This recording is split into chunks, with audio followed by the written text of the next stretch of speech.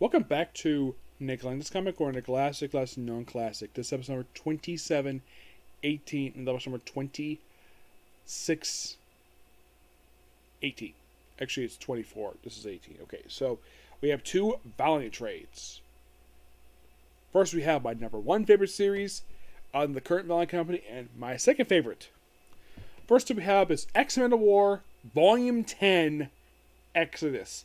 This contains issues 38 to 42. 38 is double-sided issue because it's an issue where Art gets married. Yep, that's the whole point of this issue. Yeah, and pretty much we have a guest star. By the way, Robin Denny, of course, does the writing here. We have, this is quite interesting. The opening story, The Wedding at X-Men War, that's from Robin Denny and Rafa Sabato. The Bachelor Party is written by and drawn by Rafa Roberts. Amy Chu does issue 38, the backup story, Lee Shana. And Venditti does pretty much basically, he does the third story in the book, The Talk, Coffee with the Network. Andy Rutin does the I think that's 1, 2, 3, fourth story. And then Venditti comes back for the remaining 4 issues, which is basically Exodus, with Rafa Sabato on the artwork. Yep, and there's guest stars galore at this wedding. We have Dr. Mirage, people from the Unity program, Bloodshot's here, like Archer Armstrong. You're probably thinking, who the heck is that guy? I think that's, it's Quantum. In case you're curious though, do I plan to review any Quantum Woody? No. I don't. I'm not a fan of the humor of that series, nothing against any people like it, but... So yeah. So mostly that's kind of what, we have this really cool scene here of Exo talking to Dr. Mirage, which is interesting because here's the thing. Guess what she's had in the entirety of the current 99 line? She's had 3 limited series, never an ongoing. Maybe because she doesn't need to. Oh, by the way, in the original Valiant continuity, Dr. Mirage was a guy. Kind of in a way they made a woman, but she's a widow. Yes. So the big thing is they have the wedding. Oh, by the way, the Eternal Warriors here, I can tell. The scars on his face. Yep. Yeah, and it's an absolute really fun issue. It's something I really enjoyed. We have this funny little page here of the Bachelor Party. Yeah, so funny. But this book, and then we have the Exodus story, which the story of this one is that the Vine, a small group of Vine colonists have come to Earth to basically live with Arc's group. And he's hesitant at first. They do honor someone who died during the Battle of Los Angeles. In their book, by the way. Yes. And at first, everything's all perfectly fine. That is until other Vine, led by Commander Thal, who tries to ruin the democratic relation between the Vine and the humans. And the priest of the group basically gets killed. And... well, this leads to basically also a potential big story arc. But this stuff here is really good. Also, for some reason, Thal has been influencing humans and to attack his own people. Just a lot of war, but yeah, really good stuff here. But it ends on a cliffhanger. Because, of course, need help of Ninjak. Yep. Great stuff here. Give this book a 10 out of 10. By the way, I had 3 more trades to go for this run. Yes, 3 more, and that's it.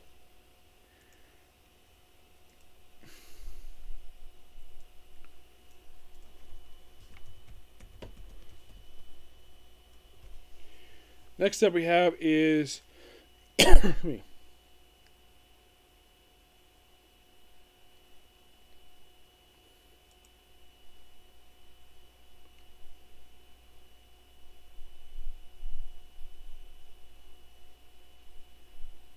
Alright, so next up we have is Bloodshot, Volume 3, Harbinger Wars. Written by Dwayne Straczynski, artwork by Barry Kitson. What is Harbinger Wars? It is a crossover event. I think this was the first or second one they did, where it involves all Valiant books and involves the Harbinger group that was originally created by Jim Shooter, the rebooted version. You have Dwayne Straczynski does all the issues in here with Barry Kitson the artwork. Issue 13 has some painted pages by Clayton Crane. So, mostly put, you have Bloodshot leading a group of people who escaped from Project Rising Spirit to some area. And of course, he gets shot frequently, and then he takes out some guards while protecting the group. And they arrive at the location.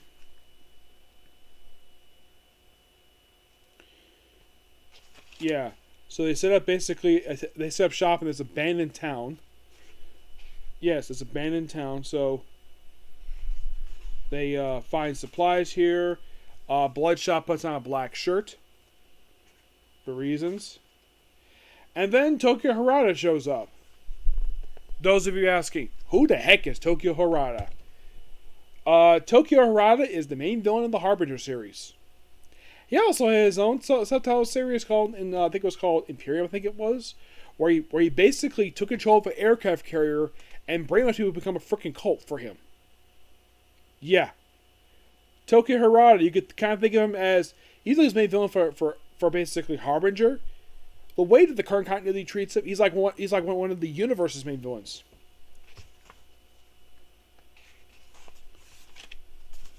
Also, in the shop here, and of course, take on the Harbingers, not the main ones from the main book.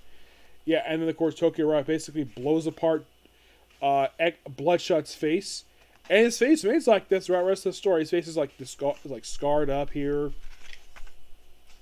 Take on the rogue Harbingers. Yeah.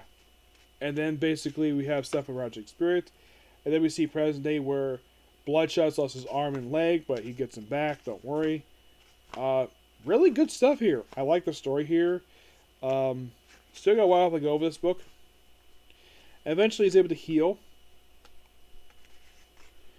And then of course basically they go to Las Vegas. And then we see the Clayton Crane artwork coming, which is gorgeous artwork. I love Clayton Crane's artwork. I've been a long time fan of his artwork. Met the guy. Very nice guy in person. I've asked him this when he worked on X-Force with Chris Joseph, Craig Kyle. And I told this to Chris, I think it was Craig Kyle, I told him this, and this is what Clayton told me. His favorite character to draw in X-Force was Wolfsbane. He loved drawing Wolfsbane. His favorite character to draw. Kind of like how Ken McGuire, his favorite character in Justice League International to draw was Guy Gardner. And fun fact, he's doing Guy Gardner backup feature for War Journal, for Green Lantern War Journal. Yep. I believe the person here is Kate. Yes, it's his girlfriend. Then we see Faith, currently her ex-boyfriend. They're trying to help as best they can. Yeah. And Tokyo Harada tries to blast him once again. He doesn't die. He's like, he does say basically, you really have something in your defiance. And he says, he's nearly dying. He says, screw you. He basically is like bone. I'm like, how the heck is this man alive? Basically, he's pretty much almost bone here. And then we see, like, I think this is Kate, where you open up basically a bag of cash. And we see, Tommy, I need to get out of here. So that's before. Yeah, it's like calling this guy Tommy. I'm like, is basically Dwayne Straczynski having a nod to Hush from Batman with this? But this really good. Give this book roughly a 9 out of 10. I am roughly halfway through this run for Bloodshot. Yes, and I have checked. There is exactly about, well, excuse me. If you think about it, there's technically 3 trades, but in actual there's 4 because there's a trade for Archer and Armstrong. Yes. And I pretty much have gone to Bloodshot and Blood Salvation. I still gotta go through the Bloodshot books for Volume 4.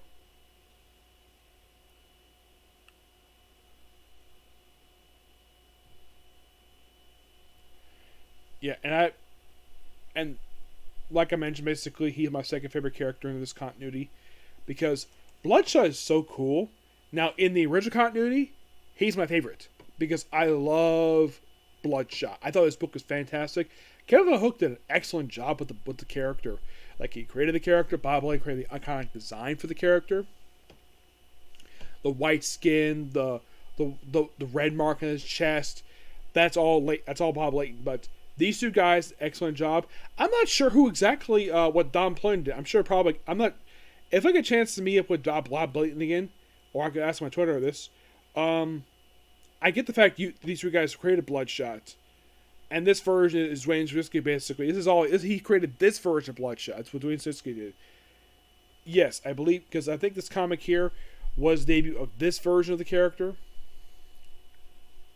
Yes, this comic was. But I'm definitely still enjoying this book. It was kind of weird for me I started off with, and this is kind of weird. I started off with Bloodshot and Bloodshot Reborn, One Step Salvation, because I love the Jeff Lemire stuff for the book. I thought he did an amazing job with the book. But I figured, though, why not do Dwayne Swirsky too? Yep. So you got a few more trades left to go, and Arch Armstrong is having a comedy book. I do like Arch Armstrong. I just kind of wish, basically, the books last longer. Here's kind of the weird thing about Bloodshot and the current stuff for Valiant. This is the second longest book under the continuity. Yes, seriously. This book managed to last for, even though it was known as, basically it lasted for 25 issues. 25. You're thinking, wait a minute, 25? Yes. I think that, actually, I think it might be the third, because I think Ninjak, let me take a look at my Ninjak. Yeah, Ninjak basically also exists in continuities too. Eternal Warriors had a few miniseries, but nothing. I think most of these has like a year. So for Ninjak, okay, it was 27. That's all the current continuities last for. So his first book was actually the second longest. This is the third. You're thinking, okay.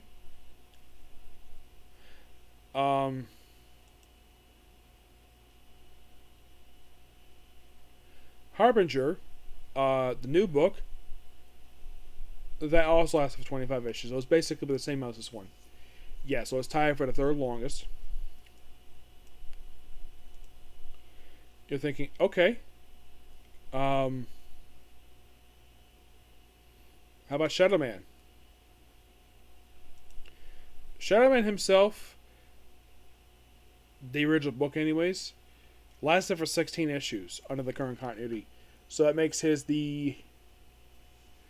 I think like the fourth longest. Yeah, fourth longest. Yep. But not much to say with these two books. They're both really good. And I can't wait for the next books to come out for them. And both, like, Bloodshot this volume, technically there are 3 trades. Actually, there's 4 because of an Arch Armstrong trade.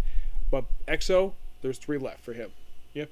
But yeah, that's particularly a particular view. Please be sure to like, comment, subscribe, turn notifications, and do not hit the dislike button. Next up is Demon Slayer. Okay? Next video. Bye.